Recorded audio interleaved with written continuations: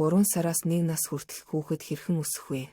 3 сараас 1 нас хүртэл хүүхэд хөгжлийн томоохон өсрэлт хийж, зөвхөн хэвтэж инээж байсан жижигхэн бэлуугаас явдаг хүүхэд болж хувирдаг. Заримдаа ярих чаддаг жижиг хүн болж хувирдаг. Энэ нь томоохон баяр боловч мөн мэдрэлийн системд ноцтой ачаалал учруулдаг. Тиймээс эдгээр шин чадварууд нойр муудах, уур уцаар нэмэгдэх зэрэг асуудлуудыг үүсгэж болно. Мөн энэ хугацаанд хүүхдийн хэд хэдэн шүд гарч ирэх бөгөөд энэ нь ч бас түүнийг санаа зовох шалтгаан болдог. Ерөнхийдөө бидэнд амар тайван байхыг зөвшөөрөхгүй. 3 сараас 1 нас хүртэл хүүхэд ямар чадваруудыг эзэмшдэг вэ?